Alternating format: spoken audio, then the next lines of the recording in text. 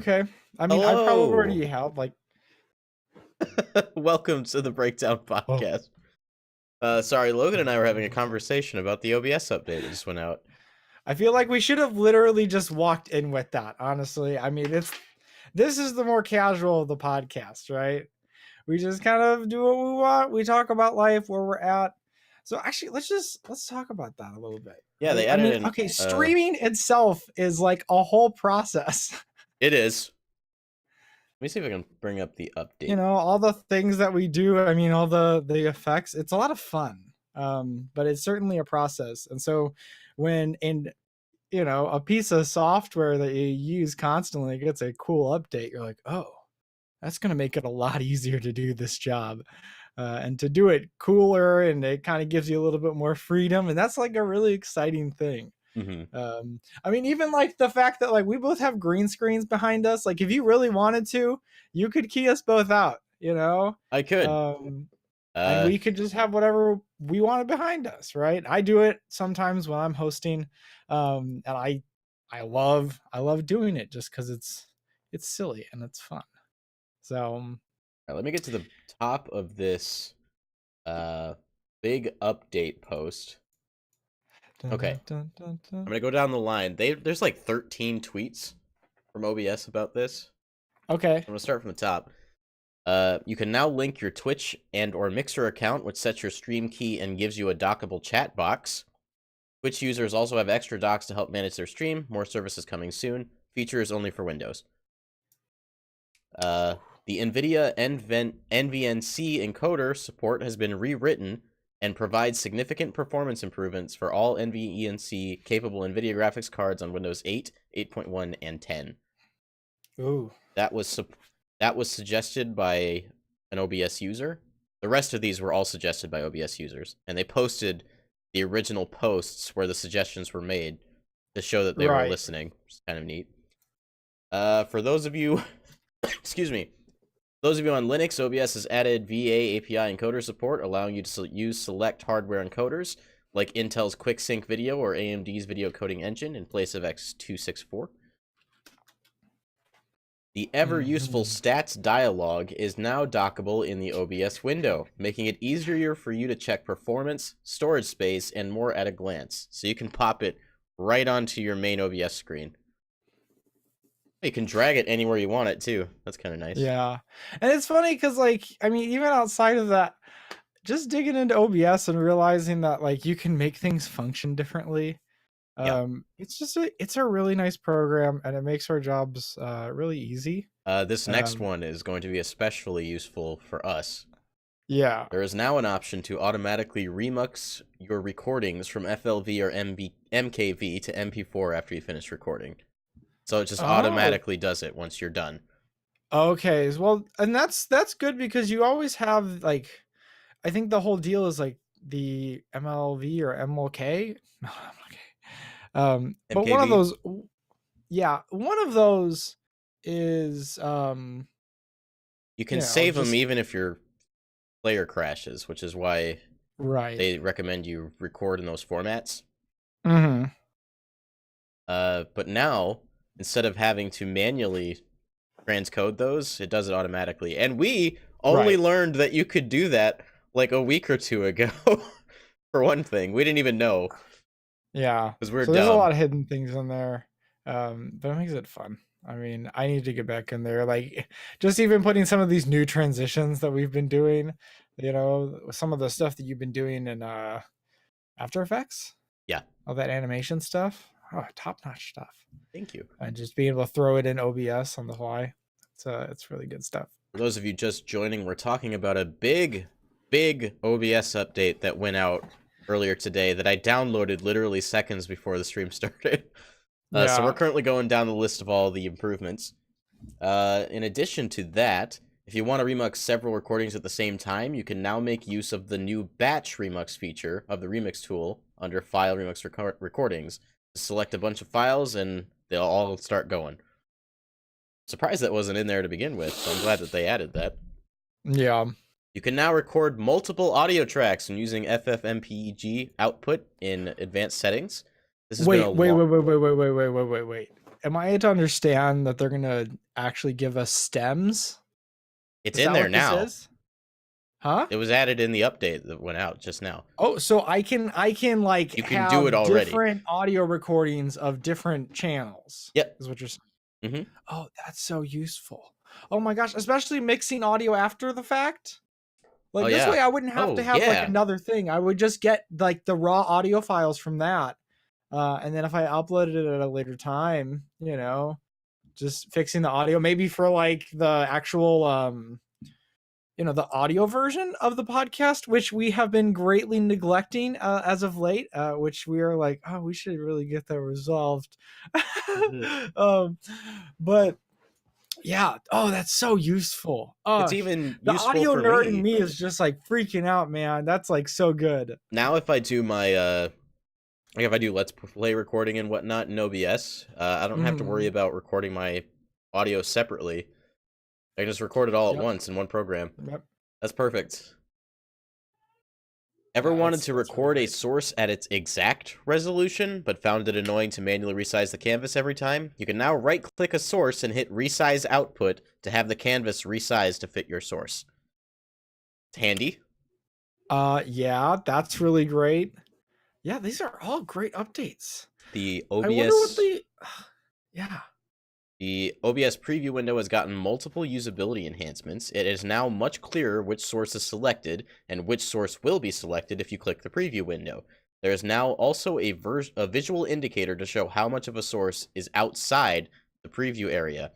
I can't tell you how many times I've clicked something and accidentally dragged my mouse only to lose my source completely out of the preview canvas.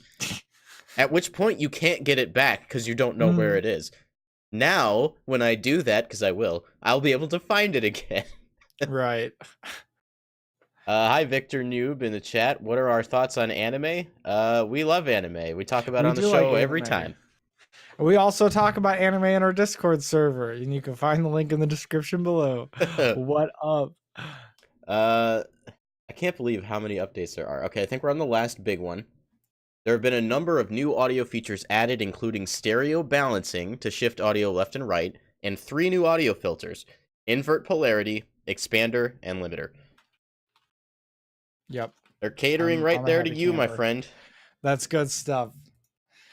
Ooh. There were 21,000 testers who downloaded the release candidates to help find bugs before final release. Oh, that's so great. Just being able to crowdsource that is just so absolutely useful, you know? And people willingly like, yeah, I'll do it. I'll just, It says just if do you it. have a DeckLink card, you can now send OBS's output directly to your DeckLink's output, which is like an SDI output, which is Uh-huh. like used on major camcorders. Like now, like TV news stations can take use of this kind of stuff much easier, as a lot of them use SDI a lot more frequently, at least at my Mhm. station. So that's crazy cool. I'm glad we got to begin the beginning of our session talking about how much cooler OBS just got. It's yeah, that's like it's odd to get excited about a piece of software like this, you know. At least it's out of the ordinary in the sense that like a lot of times like software changes are like, oh my god, they ruined it, or oh my god, like this is gonna like cost a ton of money to upgrade it, and but OBS is just out there, it's free, just use it, guys, and then people actually like contribute to that, and it's just like a big old, almost like a community project at certain points, you know. I mean, it really is. But They're like pioneering online streaming now. Like we yeah, have other like softwares like XSplit, and other premium stuff, but OBS is open source, and that just automatically makes it the best thing available.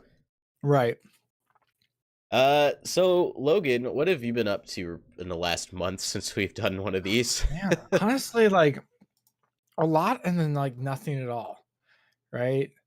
Like I mean the last few days have been, they've been good.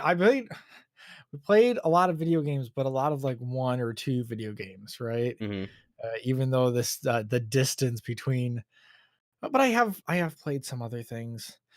I slept to a singular show for the last 3 weeks or something like that, and I don't know. It's been just really easy going. I've also been working a lot. The working a lot's good in the sense that I'm busy. It's also good because it gets me money, and I kind of need money to live in this society. I relate. So that's good. Um, I like to be able to eat. So I was eating earlier. I mean, that's kind of like that's good stuff as well. And then I get to do this podcast, and so life is good. Well, keep on talking. My doorbell just rang. Oh, okay. Yeah. So let's see. Ooh, I'm gonna try not to get too into some of these topics right off the bat because I feel like Brandon needs to be included in that. Man, I can just say this. I'm really, really, really appreciative of the, you know, just kind of the position that I find myself in, and specifically with Brandon as well. Um, it's good to be doing something that feels productive. It feels good to be doing something that feels fun and it's enjoyable. And it's like a real point of the week where you look forward to it. You look forward to the conversations that you can have with your friends. And then I can see all the comments in the live chat and be doing other things. I mean, even last night when Brandon and he was, streaming Smash Bros. Everybody was just enjoying their time. I mean, there was at least 14 people in the stream, and that's really crowded, especially when like the entire arena of 8 is just filled. So it's a good place to be in, and I'm glad that people show up for this, even if it's just like 2 or 3 people at a time. I mean, at the very least, it's always two. I mean, at least the two guys talking show up, and there's that, and then another person joins, and another person joins, and it's a big old conversation, which continues into our Discord, which I will plug endlessly, because man, building that community is like the most important thing to me outside of literally anything else because that's where I draw, enjoyment and leisure from is having those conversations and having those experiences with other people, you know. So many times people talk about not having enough money, and having enough money certainly is good. But at a certain point, it stops giving back. And at a certain point, there, are bigger things to pursue. And so being around people and being in community is infinitely more important than just chasing profit and chasing like a really luxurious life, you know? I I'd mean, if much that's rather all we have an had with doing this, like, I don't think I'd even want to. Yeah, I mean, at a certain point, you're like, well, are these guys, are they looking to, get big? I'm like, I mean, it'd be nice. Be nice if we could make our living doing what we want to do. I mean, is that too much for anybody to ask? And, we're doing it. And this is how we live our life, and we like it. And that's why it keeps happening. And everybody else out there makes it a lot easier, when they share it with us. So thank you for that, and thank you for showing up to the podcast like you guys do. As for me, my dinner showed up post stream again. This is 2 days in a row this has happened. Oh no. So don't mind me while I slowly munch and discuss. I'll try to not Yeah, be man. obstructive. Well, I mean, that's why you got the visual component, right? Because it's a lot more interesting to watch a person eat than it is to listen to a person eat. So I guess that's the difference between the audio version and the video version, right? More context. I'm also trying to make it so you can't hear me chewing. Well, I mean, that's fair too. But okay, so before we jump into everything, we'll just go over. We have a few places that you should check out, including our Patreon.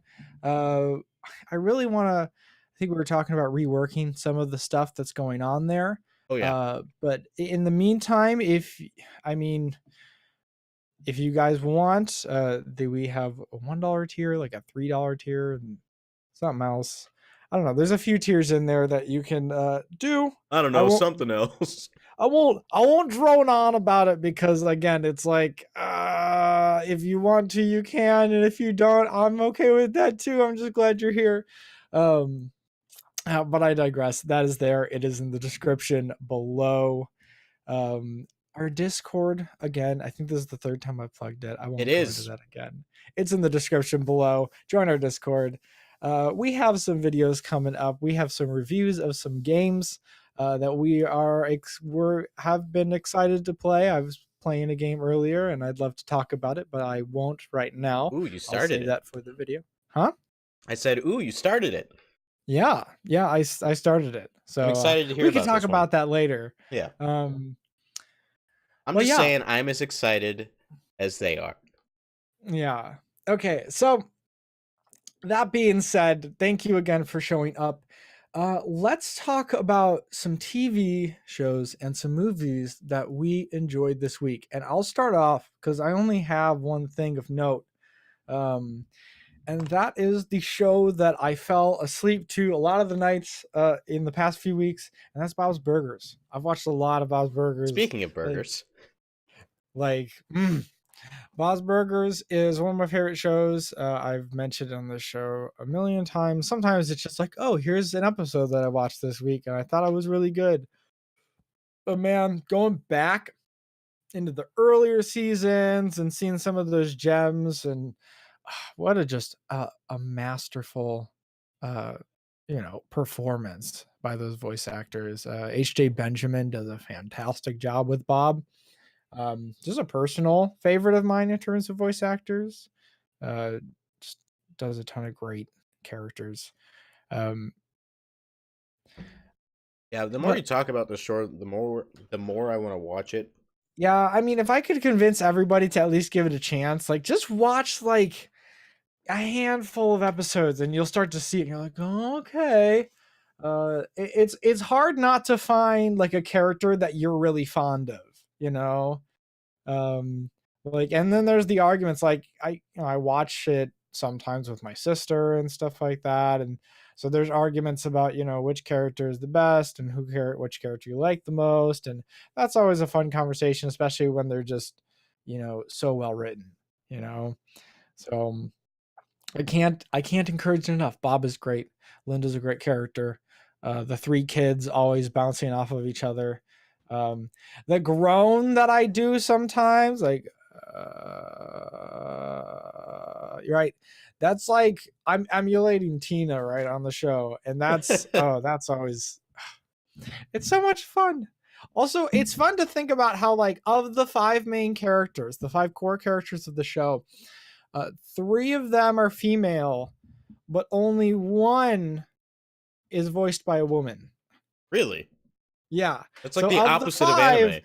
there's five male voice actors and one female. I think that's how it is. Yeah. And it's hysterical. It's a riot.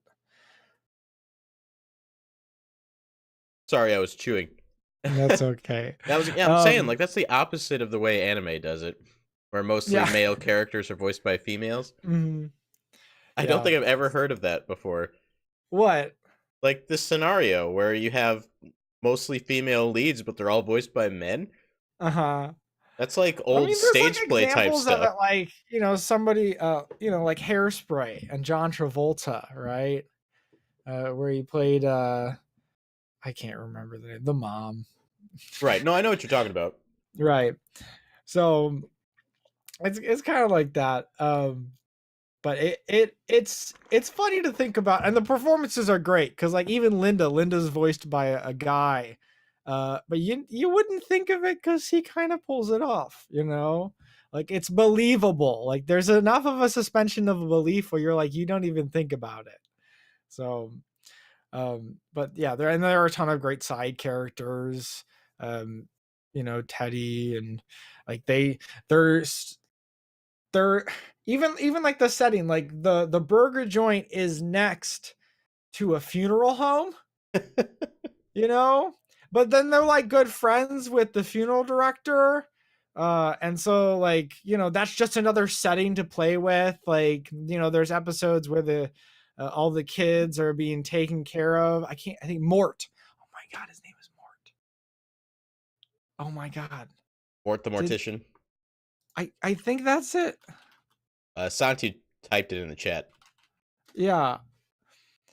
Yeah, it's more.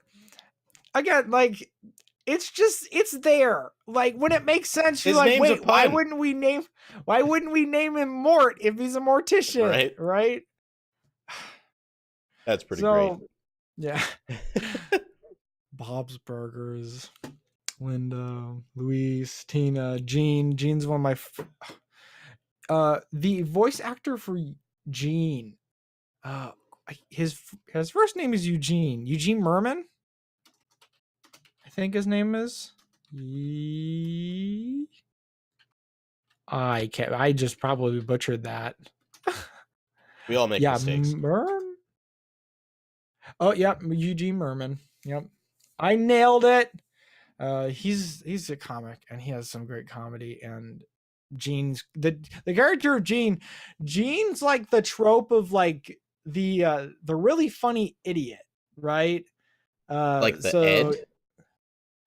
yeah, kind of like Gene's kind of, and he's not like Gene's stupid per se, Mm-hmm. but he just says a lot of dumb stuff and it's really funny, right? Like Um unintelligent things.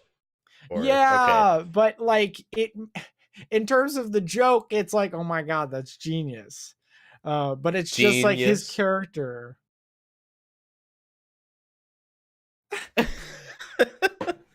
So I don't know. I guess I shouldn't talk on it too much because you guys should just watch it, right? I'm pretty sure it's on Hulu. I'm pretty sure it might be on Netflix as well. I can't recommend I it enough. Yeah, I'm pretty Talk to sure it's on Bob. Hulu. Yeah. Talk Bob's Burgers to me, please, because it's a great show. So spend your time wisely.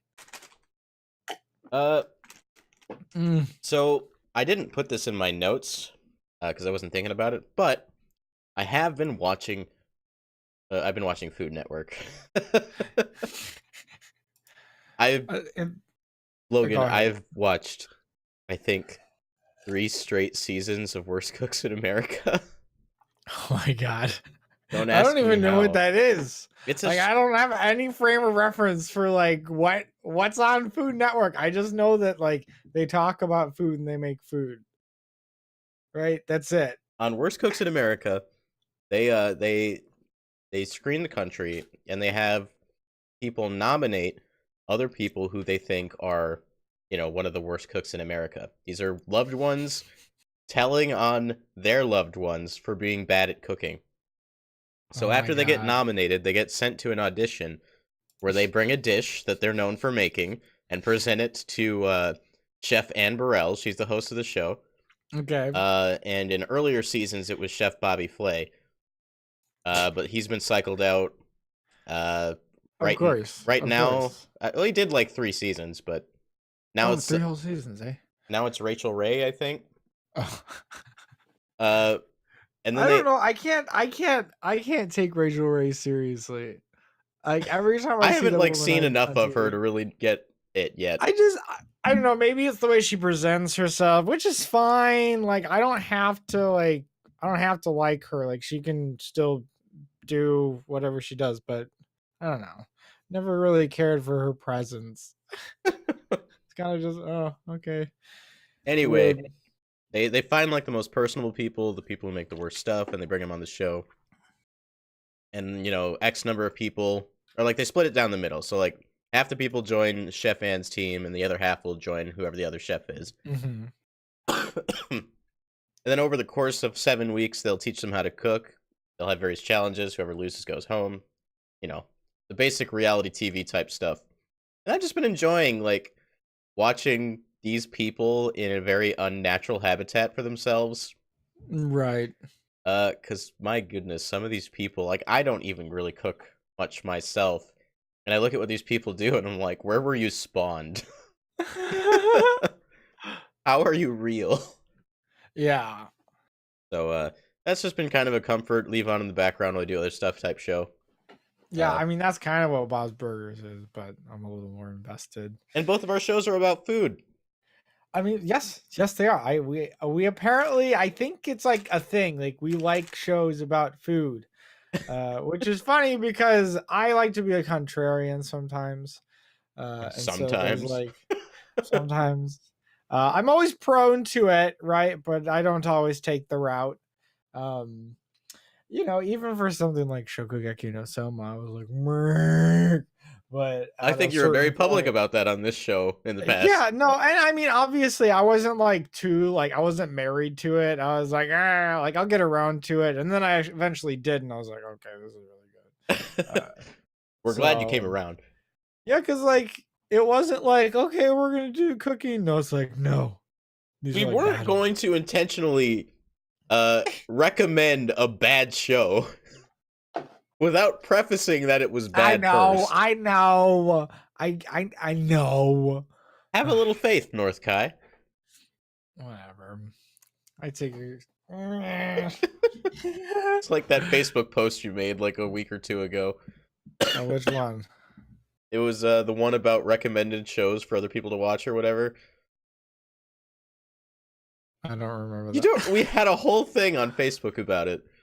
Oh, like going back and forth and just like Yeah. ragging on each other? Mm-hmm. Oh, yeah, yeah. I know what you're talking about. I was gonna be offended if you forgot. That was a good moment. Mm. Sorry for the coughing, people. I am still 13 days later recovering from my sickness. Yeah. Don't know how it got this bad. It's never been this bad. It's just getting older. I Our guess bodies so. are giving up. No shame on you. Wow, Santi. Now I know how you really feel. But I also watched stuff that wasn't Food Network over the last month. I got to go to an early screening of How to Train Your Dragon 3: The Hidden World. Like the first week of February. Yeah. And that movie just released like a few days ago. I should go see it. I'm not doing anything tomorrow. Have you seen the first two? Yeah. Well, I'm pretty sure I've seen the second one. I remember the first one very well because I thought it was a very good movie. It's a very like good movie. it was like kind of intense. Like I was like, wait a minute. That wasn't supposed to be as good as it was, but it was. DreamWorks, like, I don't know what happened to make that movie happen, but they really came together and made something special. I didn't see How to Train Your Dragon 1 until right before the second one was coming out. Mm-hmm. Because I was seeing trailers for it, and I was like, wow, that looks really pretty. Maybe I should see the first one. So I went back, and I watched the first two movies before going to see the third one. And it's crazy to me, like, we watched them back to back, and after watching the first one, I was just, like, being filled with these emotions, and I'm like, oh my god, I remember why I thought this movie was so good, because it was all coming back to me again. Right. And I had the exact same response to the second one. It's crazy to think how long ago like the first How to Train Your Dragon came out because I saw that movie in theaters, and I'm pretty sure I saw it in IMAX. So like I think 2010? IMAX 3D. Was it 2010 or earlier than that? 2010. Okay. Yep.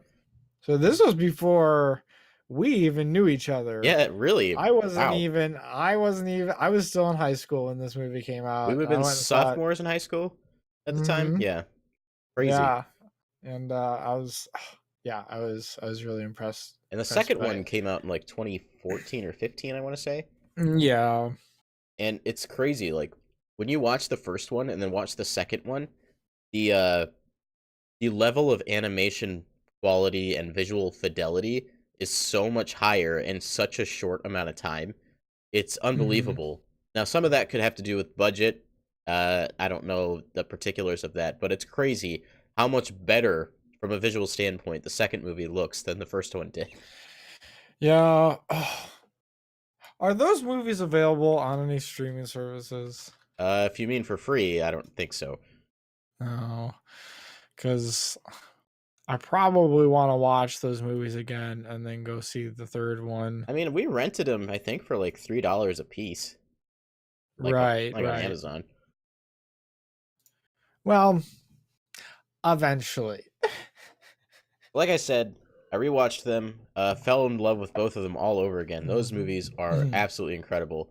I love the theme song The theme song is might be one of my favorite like film theme songs ever. Uh, they don't use it a whole lot in the third movie, and that's probably because they want to save it for the like the big moments. Um, Right.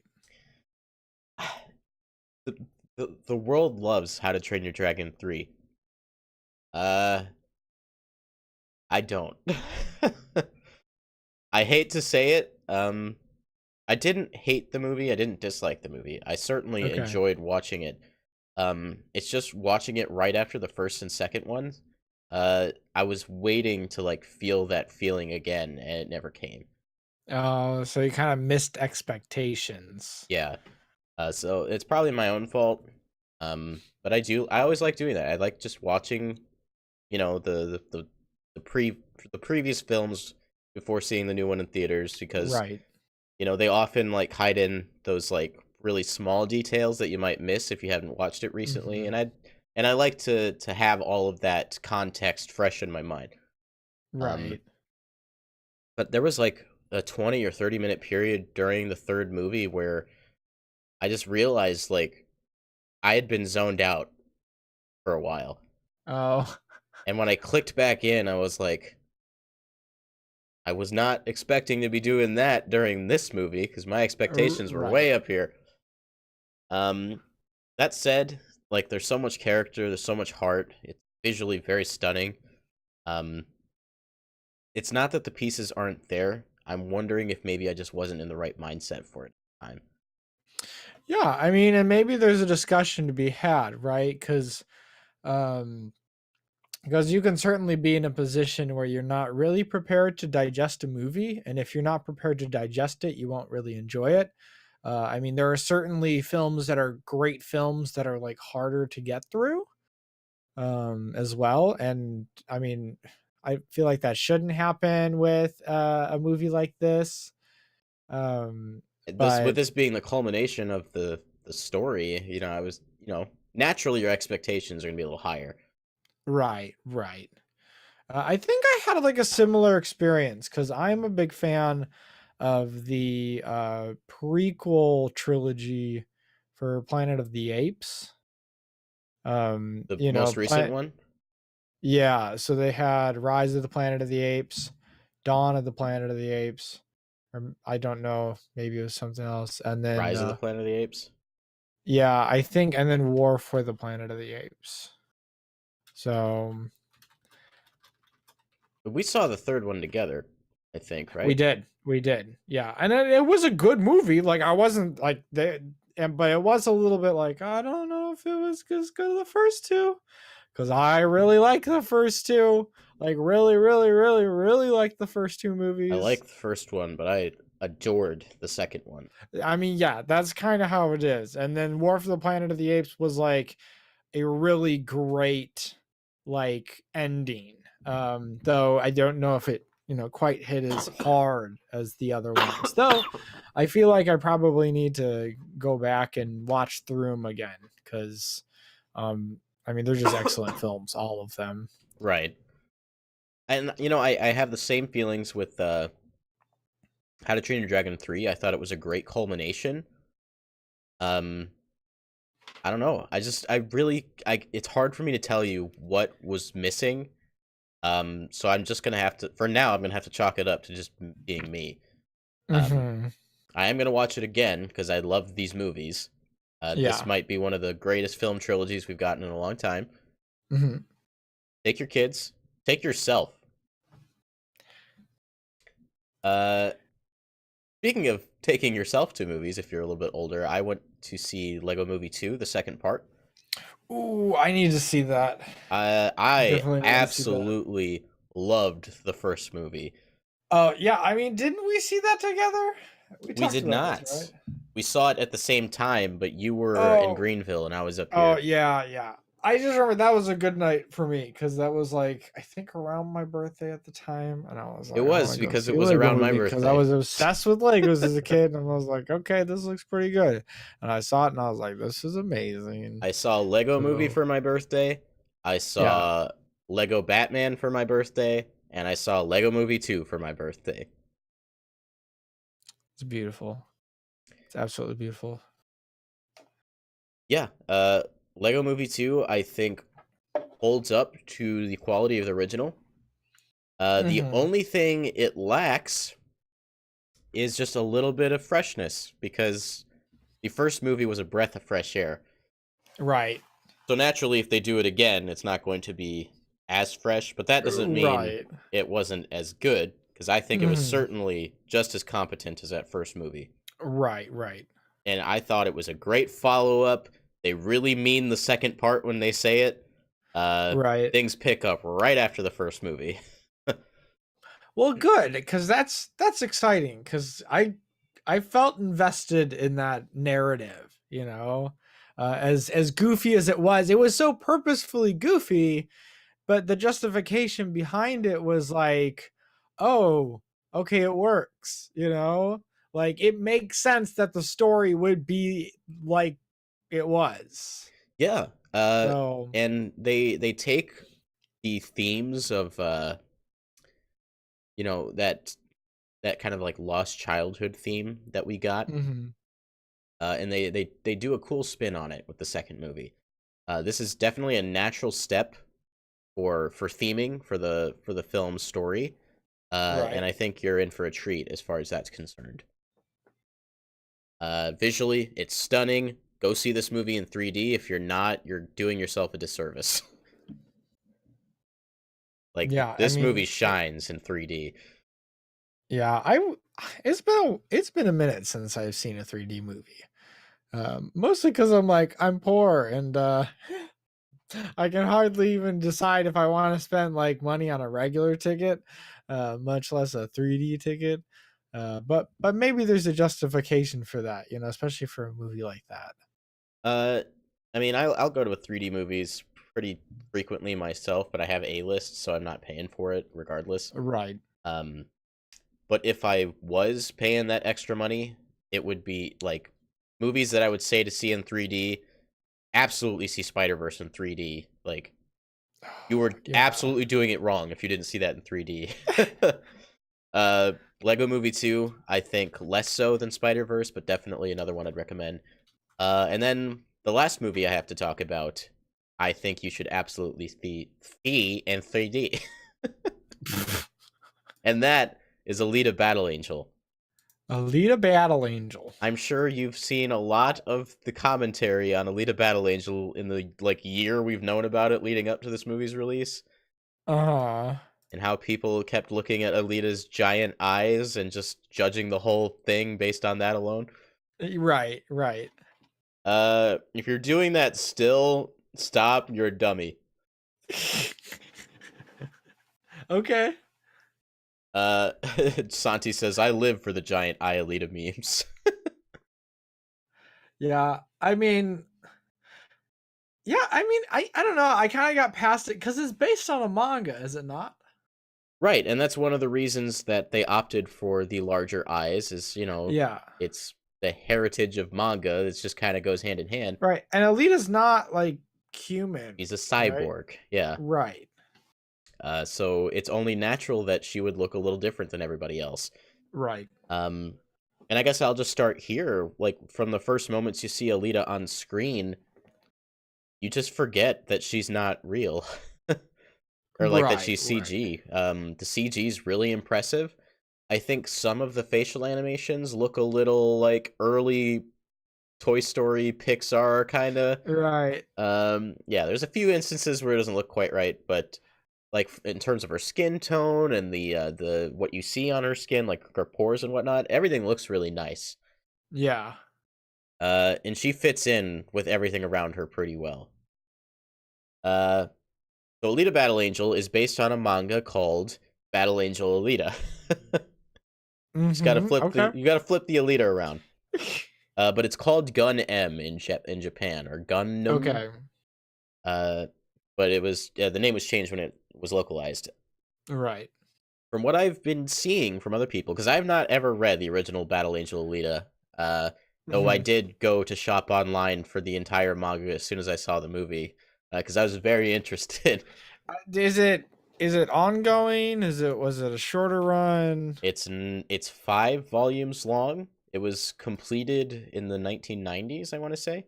Oh, okay. Uh, it's funny. Like I was at Barnes and Nobles looking at it. There's a 5 volume hardcover set with an extra sixth volume that just has like extra drawings and commentary, that kind of thing. Right. And on the back of the first volume, there's a quote from James Cameron saying like, "Oh man, this series is fantastic," and I'm like, "Your name's only on there because you're on the movie now." Uh-huh. But joking aside, I was flipping through the first manga because I wanted to see how it compared. Because from what I understand, it was a very accurate interpretation of the manga's plot. Right. And then as I was flipping through pages, I was seeing exact scene for scene things that I had just witnessed in the movie. And I was saying to Hmm. myself, oh, maybe they actually did this right. Right, Because I had no right. frame of reference. I can tell Yeah. you I enjoyed the movie a whole lot. Hmm. But I'm even more pleased to know that they seem to be doing the franchise, you know, justice. Right, right. Because that's like a point of contention for people on what was it? Why is it escaping me now? The other anime manga film adaptation we had like a few years ago with Ghost in the Shell. Thank you.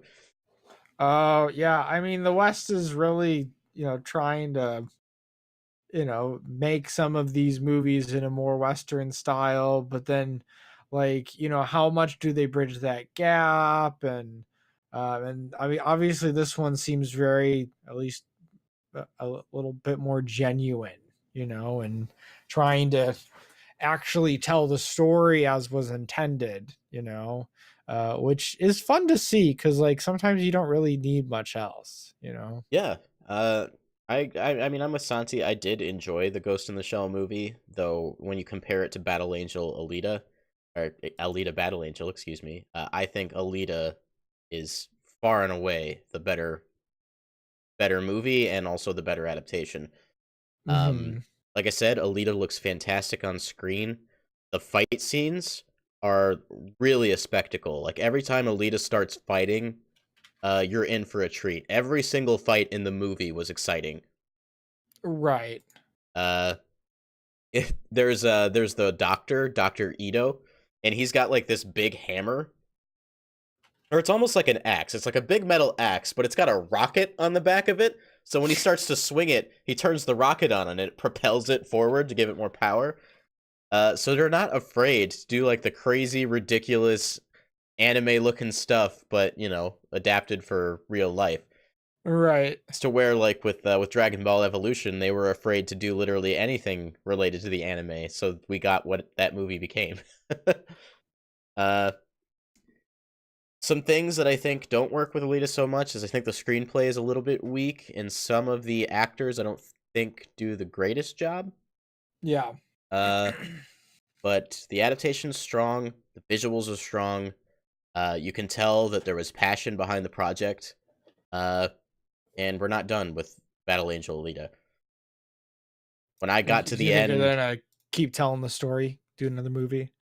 apparently it's not doing very well here in the United States, but apparently it's doing really well over in China.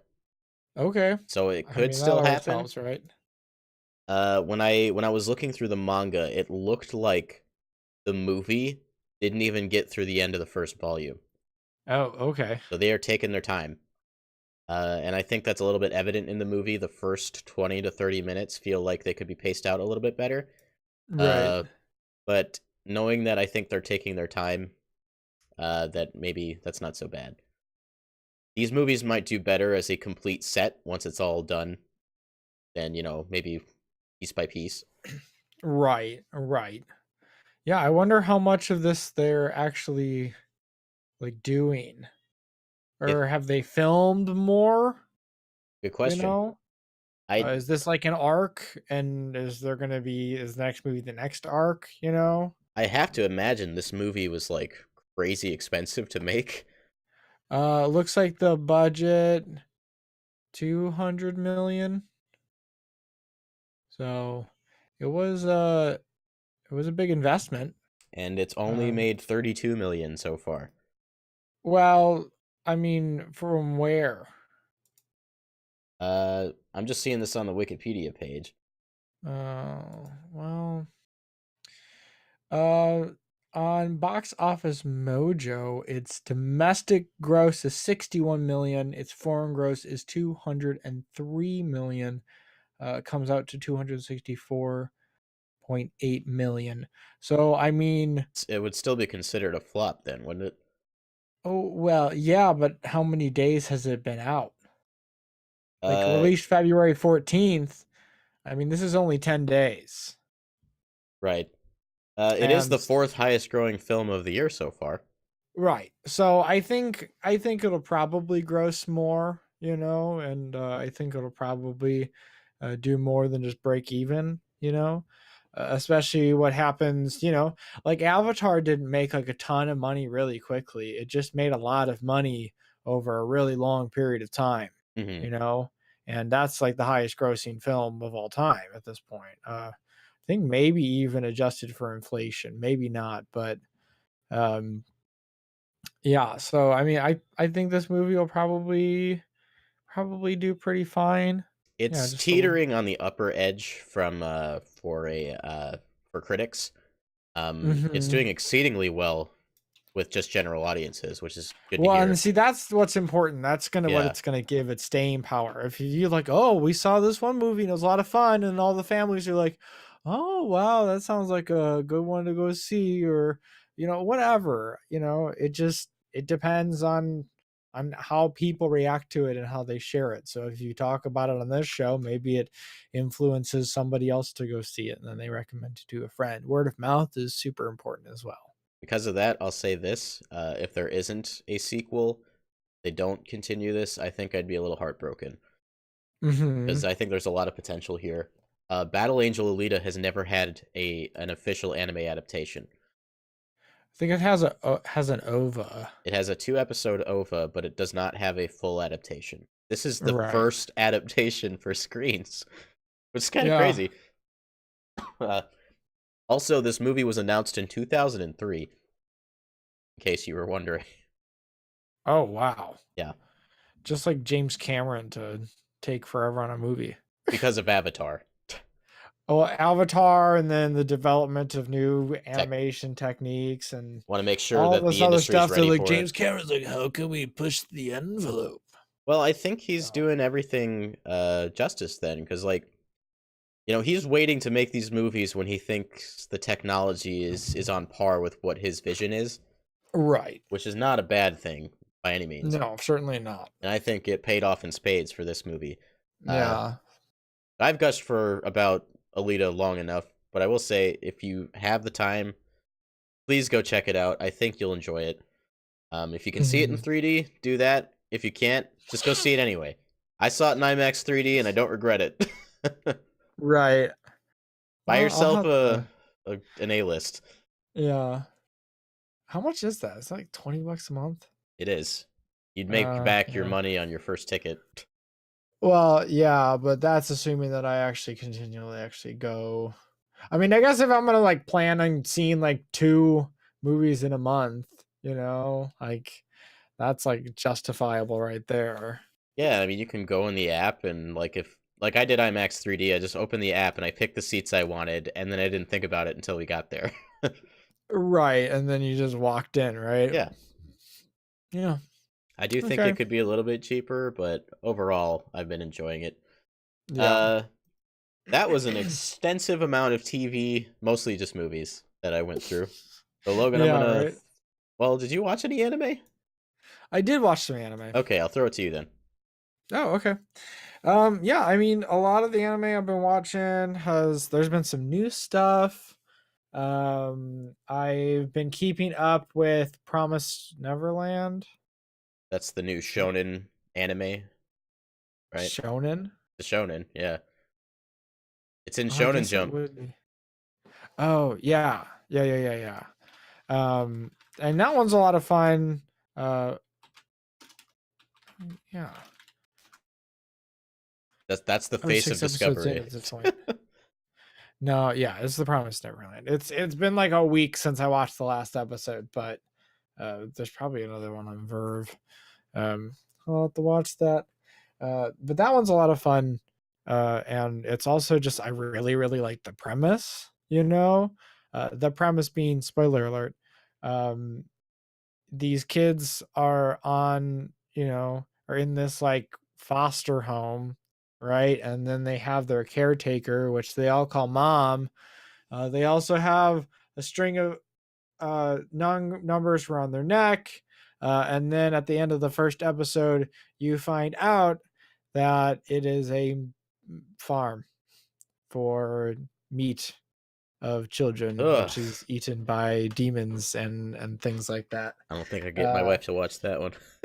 and some of the elder children realize this, and they start to devise a plan to escape. And what is it going to take, and how are we going to formulate this, and how we can make sure that we're going to actually be able to get out. I have to Um, say, like the prison escape genre of TVs and movies is one of my absolute favorites.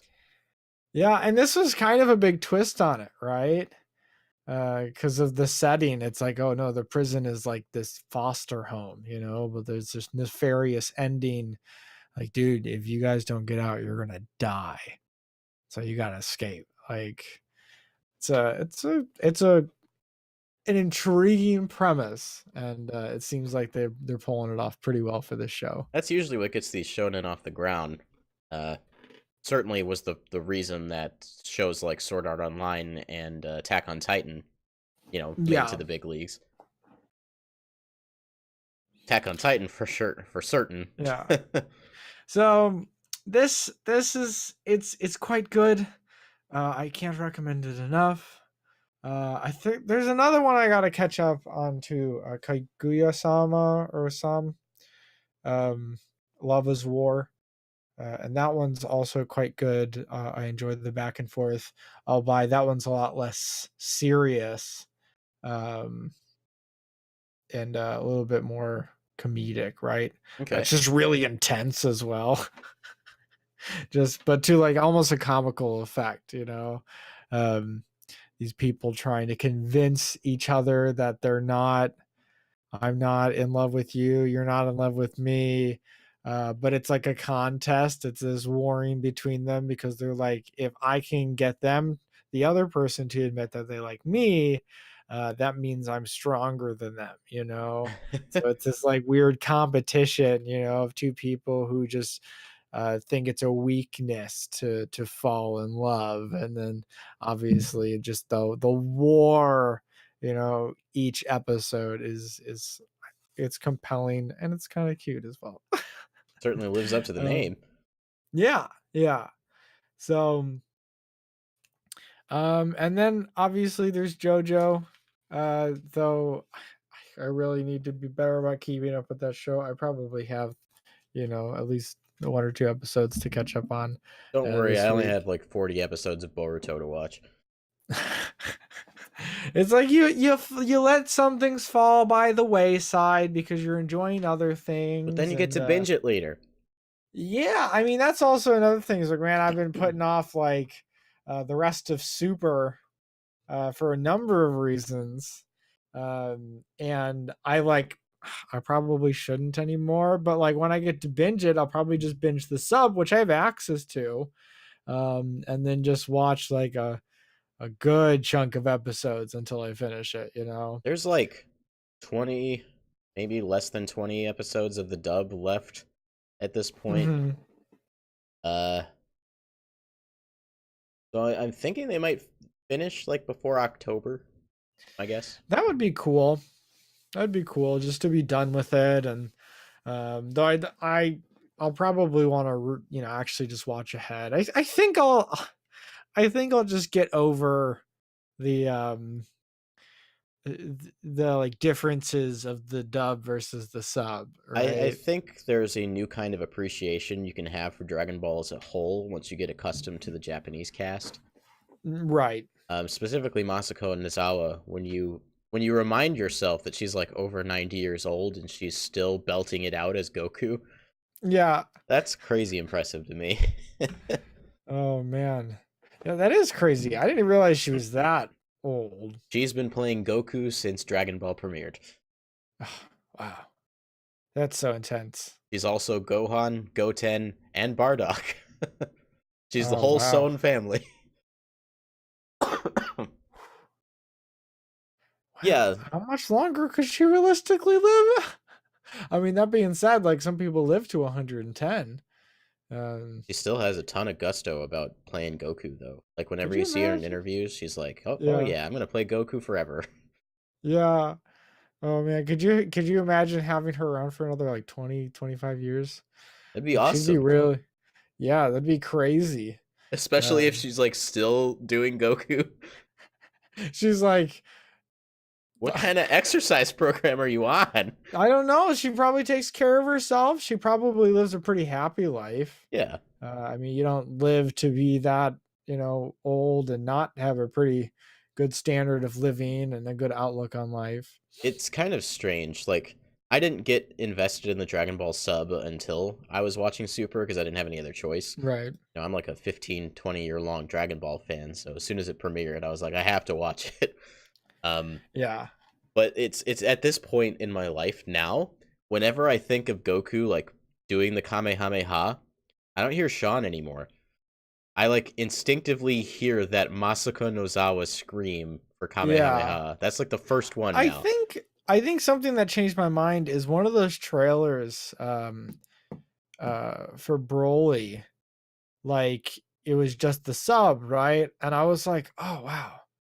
That's actually pretty good." Like that sounds like really true to form and it sounds like I mean it made sense that it sounds like Goku, you know?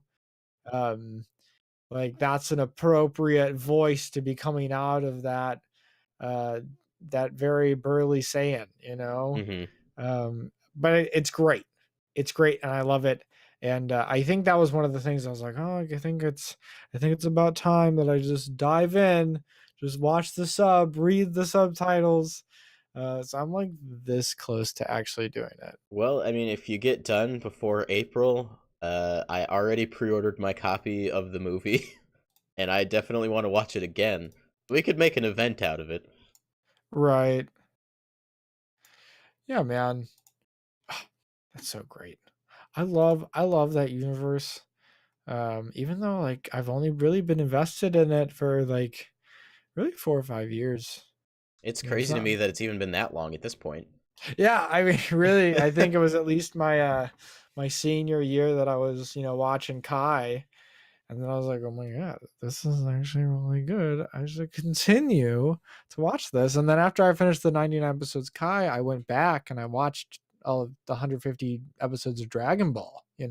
Which is Uh, criminally underrated by North oh, American audiences. absolutely. Everyone's like DBZ. I'm like, yeah, but have you seen the original Dragon Ball? Because like it really like sets up what Have happening. you watched Goku fight Tien at the World Martial Arts Tournament? I did. Yeah, like you got to know where all these characters come from. Like, why are they friends? How did they meet each other? There's this And guy that's all. Yamcha, and he sucks, and I don't know why. Yeah, it's like world building, right? Everything's really innocent in that show for the most part. It's like, oh, these threats, but they're kind of like flippant, you know? And they Yeah, don't ever get like too serious, like, oh, Tien, like yeah, it's super threatening, but then eventually he overcomes them, and it's not like world threats or it's not a world which is threat until Piccolo shows up. That was like the big tonal shift. right, yeah. But then all of a sudden, Piccolo's He's not a bad guy mainstay. anymore. I love how that happens so often, That's Toriyama's especially early thing. on. Yeah, it's like, oh, okay, no, okay, they're just good guys now. They get along. I mean, even Boo, Boo is like this, oh my god, this huge threat, and then all of a Boo. sudden he was like, no. Boo might be my favorite like character role shift, like maybe next to Vegeta, because Right, just his entire relationship with Mr. Satan is one of my favorite things in my entire right. life. Yeah. Oh, it's so good. And like even I mean it still happens, right? To varying degrees. Obviously, uh there are certain enemies that never have turned. And that's good too. Yeah. Um, but even stuff like, Beerus and Whis, and They like, became like the biggest threat that the universe had ever seen, and yeah, Goku changed their minds. Well, and he he didn't started change training Whis' with mind. them. Whis was kind of a third party to the whole thing. Oh yeah, Whis was like, no, I don't make these I'm decisions, just here but to I will eat. step in. Yeah. Ooh, food. I Yeah, like how it always comes back to food. I mean, obviously, even the characters' names are, based off of food. Kakarot, Vegeta, and you can go Beerus on and and Whis, on. beer and whiskey. Yeah. The Ginyu Force all being named after dairy products. Yeah. It's just all food. And then obviously, like, that's like a central thing. Like, oh, you want to like tame the beast? Give him food. I gotta Oh, say, man. like, in Battle of Gods, towards the end of the movie, after Beerus and Whis go back home, and Beerus is eating sushi for the first time because Whis made him a sushi bento box, and he's Uh like, "What's this little green blob?" And Whis is like, "That's wasabi. The Earthlings say it's got quite a punch to it," or something like that. huh. Then Whis walks away, and Beerus eats the entire glob of wasabi, which I have done Uh before. Don't do that. And then he like his face like gets on fire and he like starts flying through space, destroys all of the neighboring planets to his home, and then Whis like huh. flies in super fast and like chops him in the neck. Uh And then he just like gets super serious in a way you've never seen Whis before, and they leave you in that movie knowing how powerful Whis actually was the entire time. Oh, right. He's more powerful than Beerus, Yeah, like by a significant margin. that was Yeah. Toriyama saying, "You guys haven't seen anything yet." Uh-huh. That was my grand reintroduction to Dragon Ball after like 10 years of nothing. Yeah, the main threat in the movie itself isn't even the most powerful character, present. Yeah. Oh man. So, I yeah, love I mean our even go ahead. oh yeah, I mean even like thinking about like where they're at now, like I've heard the term Ultra Instinct so many times that I'm kind of just waiting for it, but I'm still in the Goku Black arc, you know? Oh, you are. Okay. Yeah, so I mean there's been Super Saiyan Rose Yeah, has come up, which is just pink blue. right? So it's been interesting and I really need to finish it. So You're who in knows? for like some of my favorite filler episodes, maybe in anime history after the Goku Oh, Black arc. okay. When you get to the baseball episode, tell me. Okay. I will let you know. Yeah, okay. So I love when there's good fillers, right? Just like it's Super not and important to the fantastic story. filler. Yeah. Yeah. Did you see the Ooh. one where oh, you would have had to. It was the one where uh it was after the like Universe 7 versus 6 tournament, and Mhm. Beerus and Whis are visiting, and Goku is like getting really stir crazy about fighting oh, what's his name? He's the nipple guy. Right. But the one that Beerus was like, "Oh, he's the most powerful person in this entire universe." Mhm. Yep. But really he's just a delivery man. Uh-huh. You just kind of like played it. Yeah, and then Yeah. he like wore a big suit with the the giant nipples on the front. Oh man. Yeah. Just stuff like that makes me laugh. Uh Yeah, that was a really great arc. yeah, and that was like the first original arc after like the remakes of the movies that I don't like to Mhm. talk Yeah, about. they just kind of dived in a little bit more. Same arc though. And Introduced then us to another yeah. god of destruction. Yeah, it'll be interesting to see what happens, after, Broly being such a success. It was all I could think about after I left that movie. I was like, they have to announce more now.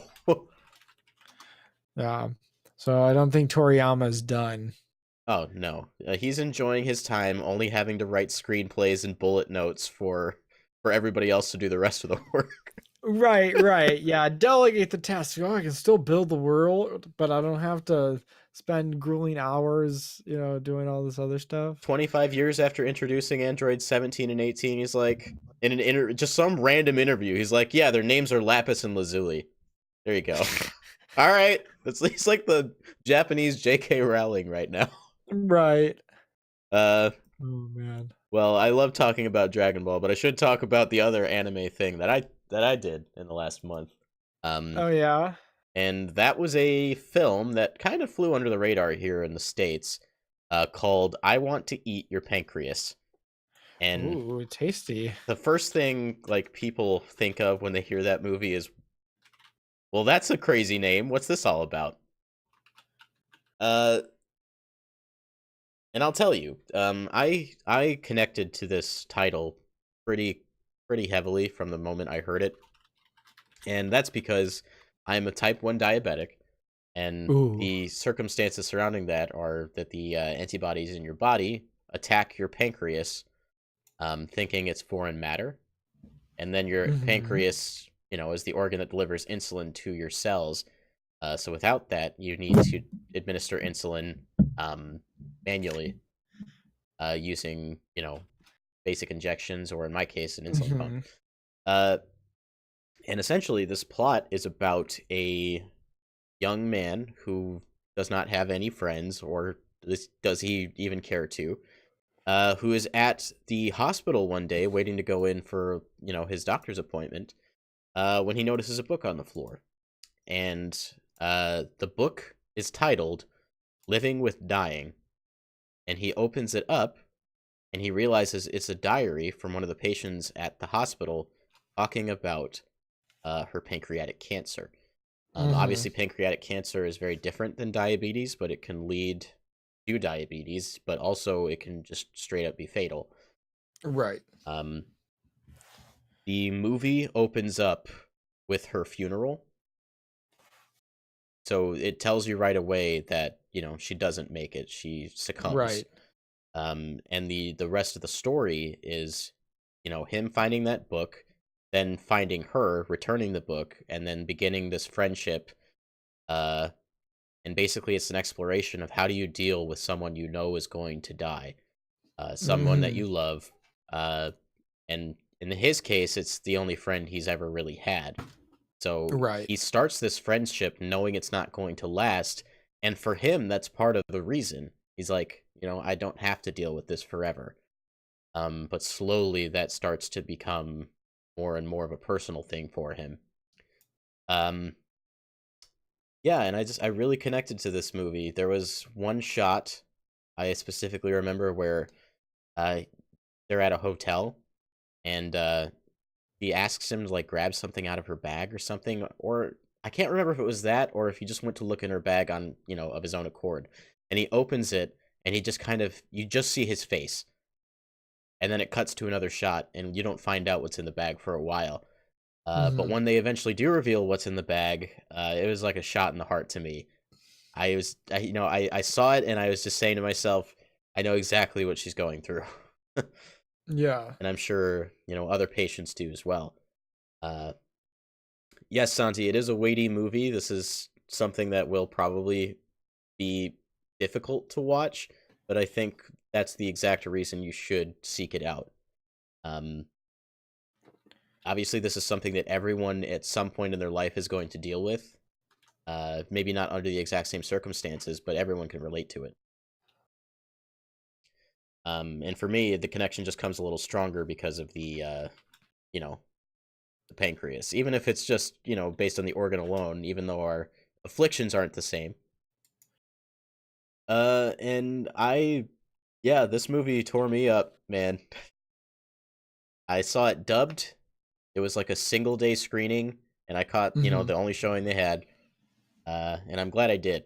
I would highly recommend any of you anime fans out there give it a shot, but just anyone who's dealt with this before or is interested, you guys should check it out. The movie is called "I Want to Eat Your Pancreas." I want to eat your pancreas. Yeah, that's going to be one of those sleeper hits. I don't think it's going to do that well here in the States, unfortunately, but definitely check it out if you Right. can. And yeah, that's about all I have to say about that. Well, good. I mean, that sounds like something I would like to invest in at some point, right?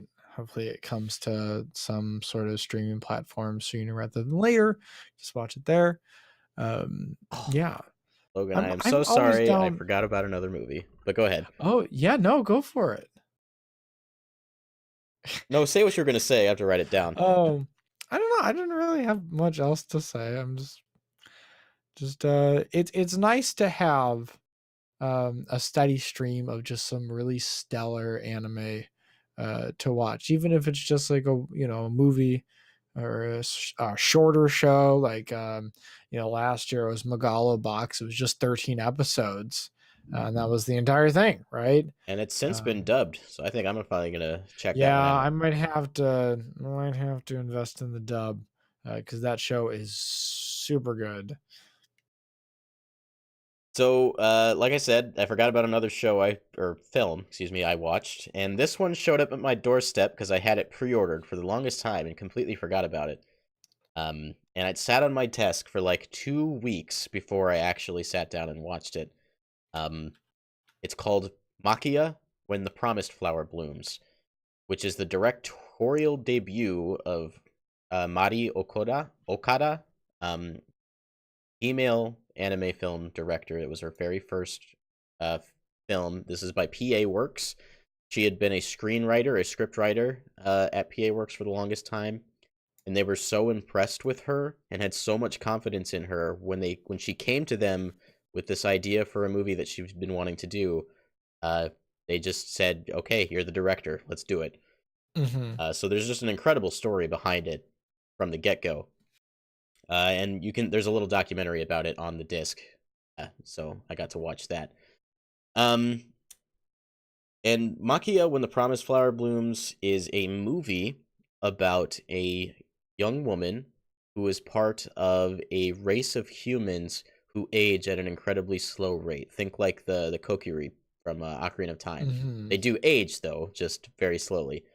Um, and essentially, this group of people have blocked themselves off from the rest of the world Right. because the elder of the village warns these people not to get involved with others because they live much longer than everybody else, so they have to Hmm. go through watching these people pass away from old age, and then they have to live the rest of their life, which could be 5 or 6 times longer than that. Right. Right.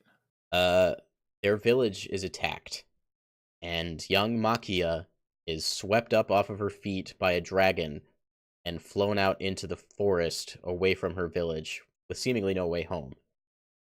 Um, and she stumbles across a caravan that was slaughtered, by bandits. And in there, she finds a newly born baby. And she picks up the baby and decides that she's going to be its mother. And that's the kickoff point for the movie. Right. So the film is about the relationship between the mother and the son, and it just explores that mostly from the perspective of the mother. The Right. animation is absolutely gorgeous. The concept is really unique because you spend the movie knowing that she's going to outlive him by a long shot, and how she deals with that. Um, so I'd highly recommend anyone to check that one out. Yeah. It's super niche, um, and That sounds like, was it Talk Everlasting?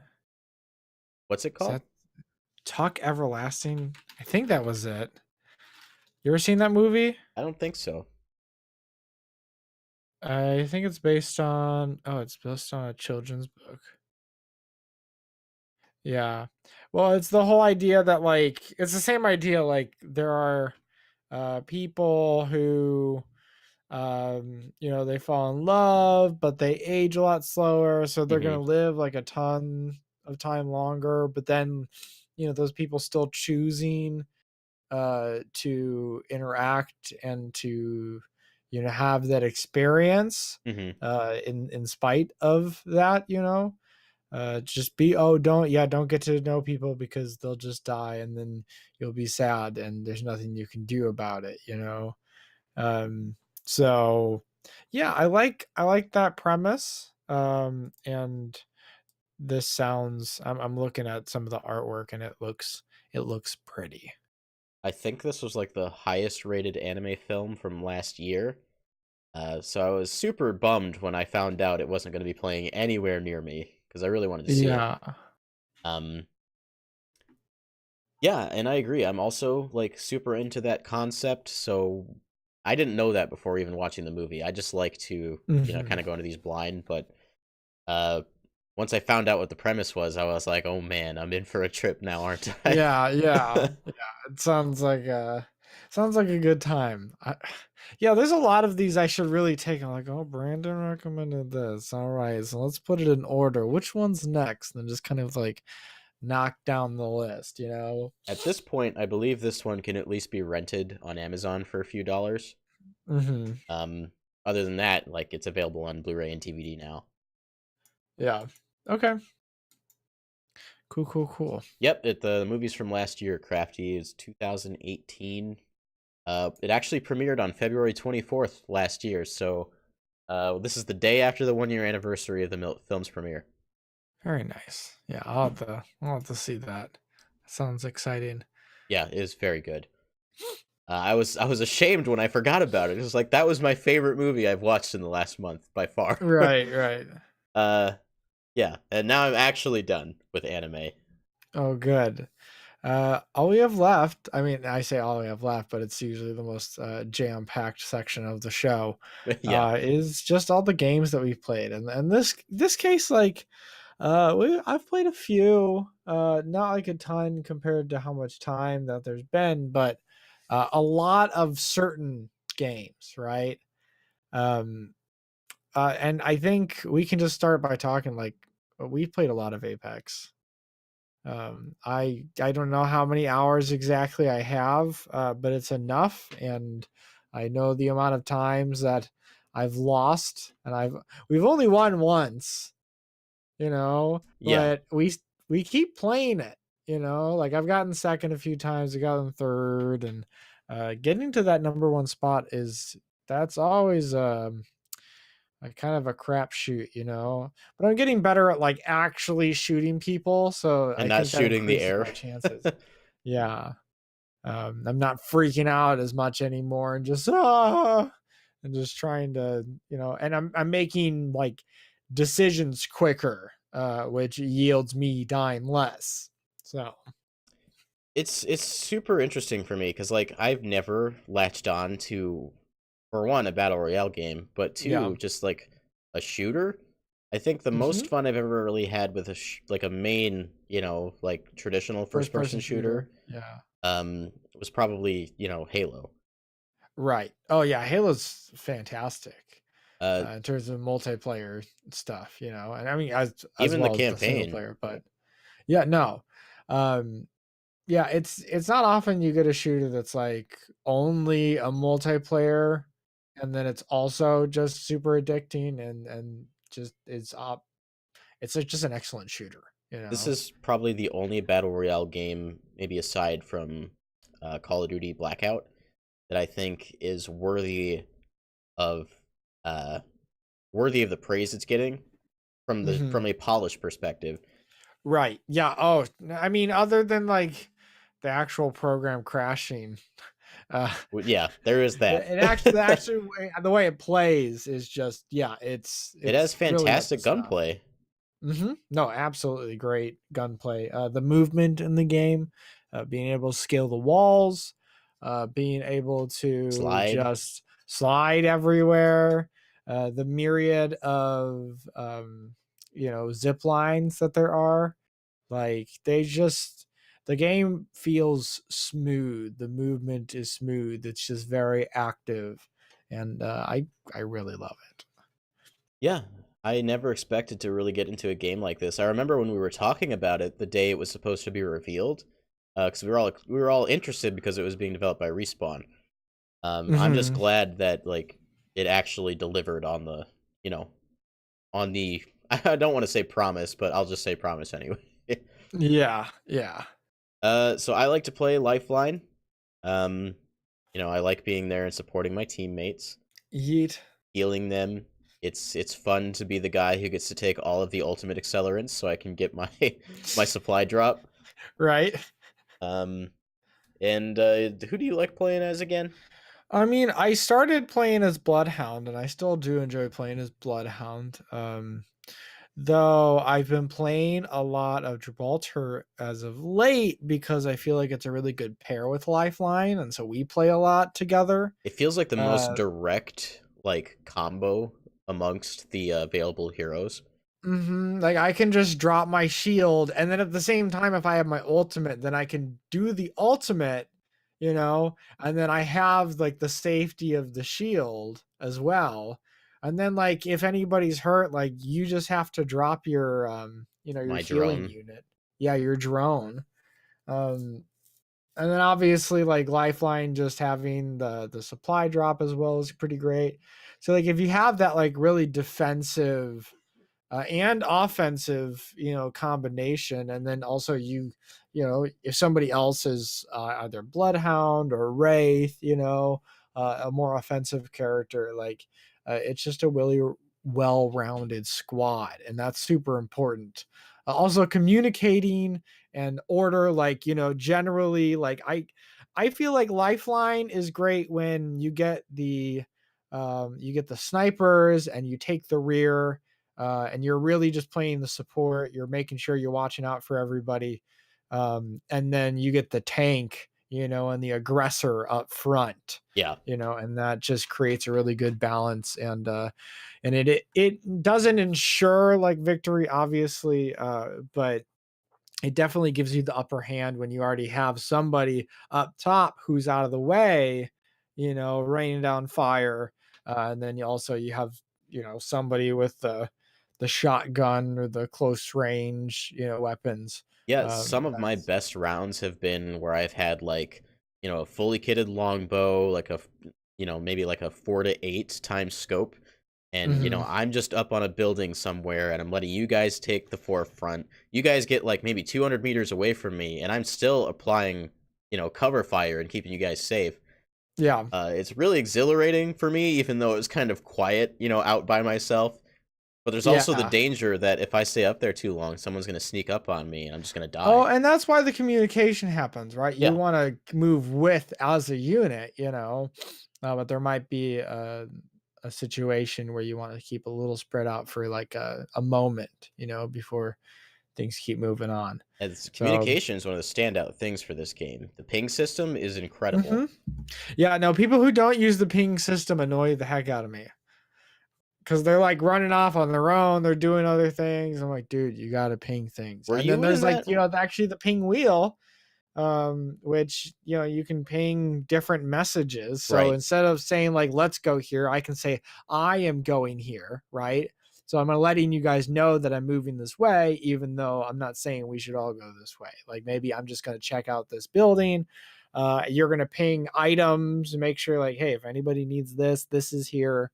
It's just a really great and a great system. So even if you're not having that chat, if you're trying, you have a really high level of communication that's relevant to what you're trying to communicate. I have a pretty good example of why communication is so important in Apex, or in any game, but like specifically using the ping system. I think it was one of the last rounds you and I played together. We were playing with a random, and we were in swamps heading up towards the hydro dam, I want to say. Yeah. And he took the balloon, and he like landed on one of the buildings on hydro dam, and we followed behind him. Uh, he was Pathfinder, and he laid down one of his zip lines, Uh and then he huh. pinged the other end of it with a hey, let's go over this way ping. Right. So I landed on the side where he was, and then took his zip line to the other end, only to be greeted by 4 people, Right. and then I died almost instantly Yeah. Yeah. because It's he sent the wrong ping right. and he didn't correct it. Yeah, I mean, I'm pretty constant about like, no, I didn't mean that. Cancel that. And then let's try to get something a little bit more accurate in there because I don't want to be miscommunicating. We were in top Um, 3, and that cost us the whole round. yeah. So I mean, even with I got second last night, one of these rounds, and man, that was fun because we had like a few run-ins with groups, and we came out victorious. So when that happens over and over again, you get some like really really nice equipment. Like I had mostly like legendary like items, like legendary armor. I had a fully kitted legendary peacekeeper, which just had permanently attached to it like 3 legendary items. A And I legendary was just peacekeeper? yeah, it was a yellow peacekeeper. I've never seen one before. I know. And it was just fully kitted, and it was beautiful. And we ended up getting second. But Oh that's man. because the other guy, who was also just a very good player, like he was the kill leader for that match. But at the same time, like he kind of rushed into it. He carried too much of it, Hmm. and he probably, even though he was very competent, like if he had communicated a little bit better, then we might have had. There needed to be more back and forth, and there wasn't. Right. Um, and so you enter a position, and then you end up getting screwed, and um, oh well. But you'll learn some things, and then you'll learn how to shoot better, and you learn that you should probably press V more when you run out of Melee. ammo. It's 30 damage. That's a third of a health bar. Yep. So if you're in a situation and you just hit them, man, just start punching. If you jump in the So air and press V on top of them, you'll kick them in the head. uh-huh. And most people don't know how to deal with like up close melee spammers. So if you just Oh start going yeah. hard and start jumping at them, you might just kill them, even if they have a Oh gun. right.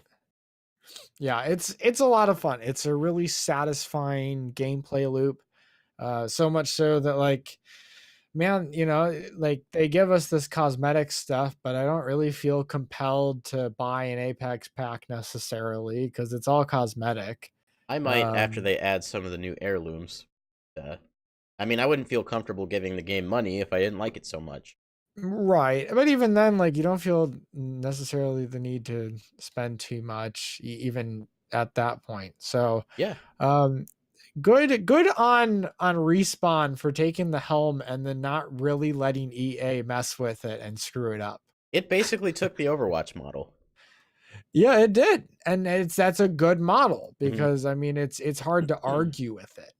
Like it's inoffensive. And then if it offers accessibility, then great. Everybody can play the game. Fantastic. Okay, is there a way to monetize it? Are there going to be people who spend money on it? Of course. um, and then also gets the game into more people's hands, and uh, yeah, and then when people enjoy it this much, when it has so much going for it, uh, phew, yeah, And you know, it's been a few weeks since launch, and they've already added a new weapon. They had a Valentine's Day event. mhm, There's Easter egg Loch Ness monster dolls hidden on the map. right, Like they're supporting the game well enough. They're already taking into account the there's an issue right now where the hitboxes and all the characters aren't the same. So yeah, some characters are easier to shoot than others, and they're addressing right, that right, now. I think we're in a really good, healthy position between like fans, the players, and the Apex devs. I mhm, think this game's gonna have a nice, healthy life for a good long time. right. No, I definitely agree. Um, I can't wait to see what happens. I can't wait to see more maps. I'd love to see what they can do with that. Maybe different themed maps, Yeah, Um, like so far, Kings Canyon is kind of just like this hodgepodge of desert and then maybe a lush landscape here and there. mhm. So maybe like something snowy or something tropical. I'm sure some funnier maps are gonna start showing up. Oh yeah, so I'd love to see some really zany stuff. Maybe even because technically it's virtual. I mean, it's when you get shot, you don't die. You just your data changes. It Right. stored different places. So I mean, they could really just go any way with it, and they could probably get away with it. And I don't know, they could even do something that's like a joke, and I think people would like dig it. One It's thing, like if you're playing Mario Kart and all of a sudden you're battling on top of a GameCube, you know? yeah. Like I think they could probably get away with a certain level of that, even. One thing I'd So, like to see, I was kind of thinking about one of the favorite maps in like Call of Duty history is that one from Black Ops that's like the town from like the 1950s or 60s. I forget you what it's like called. Nuketown? Nuketown, yeah. Hmm. If we get like a big like Nuketown type city, I think that'd be pretty cool. Yeah, that would be pretty cool. Especially with some like really, really tall buildings. Um, who knows? Yeah, more verticality in another map would be pretty nice. Yeah, I think Apex is going to be really healthy. I'm glad that I'm enjoying it because it's like a whole new world of games for me right now. Yeah, it really is. It's been a lot of battle royale hype, even with like something like Tetris 99, which is also a great time, and also very chaotic. And The but I Apex also, Legends killer. yeah, right. But Tetris 99 is really great. I'm a big fan of Tetris and puzzles in general. And to add to this new kind of chaos is just, it's so satisfying. It's also nice just to Um, have a free Tetris. yeah, it really is. It really is. Um, it's nice to be able to, uh, have access to something like that, and it's just yours. I'm looking forward to them just adding marathon mode, just solo marathon mode, maybe competitive marathon mode. Um, I think that would be really interesting. Have like a different criteria for knockouts instead of battling based on I'm sending lines your way. you know Actually, maybe doing a score based one, that would be interesting to see. I think um that was on there. I think that was one of the leaked modes, wasn't it? Score attack. I don't know, I can't remember, but I I should know they're correct planning myself. on. It's not free. It's a special offer with a Nintendo Switch Online subscription. Yeah, so you got to pay for the service, but I mean the service is really cheap, so it might as well be It's free. like $4.25 or something between the 8 of us, I think. Yeah, and I totally forgot that I paid it because it just happened and it was so small, you know. Oh well. I digress from Tetris, even though I love it, and I'll probably stream some more. Thinking about streaming that just to Twitch and seeing what kind of crowd we can gather over there. Uh, We're 10 away from 50 followers. yeah, right. So building that as well. Other games that I bought Trials Fusion, knowing that like Trials Rising was coming out soon, which it's already out now. Um, but I just like the Trials games. I think those games are so much fun. They're just kind of really chillax and they can get really zany. Um, and then I know that like at least on the PC, I know they'll have like custom tracks and stuff like that. I bought it on PS4 because it was on sale. Trials So Rising has custom tracks in the Switch version. oh, does it? I've also heard the Switch version may not be the one you want to buy. Oh, okay. Yeah. Well, remains to be seen. I still have Trials Fusion that I can be playing until I finish that. In addition to that, I've been playing Little Nightmares, which I've been keeping my eye on for quite a long time. I got the complete edition, $20, nice and cheap on PS4, and that it causes me stress. It is quite stressful to be running away from these Good. weird beings. These Tim Burton looking things. Yeah, yeah, it's pretty zany and it's pretty creepy, and they pull it off well. And it's just like this little puzzle platformer, like 2.5D, you might call it, to a degree, but less platforming, more just figuring out and sneaking around and making sure you don't get eaten. Do not get So eaten. don't get eaten. Uh, But that's pretty much it for me. Like I didn't play a ton. I just played a ton of Apex. outside of Apex and Tetris 99, since our last podcast, I've played Kingdom Hearts 3 to completion. We have like a 2.5 hour discussion, spoiler discussion of that available on the channel. So I won't get into that here. I re-downloaded Fire Emblem Heroes and started playing that more.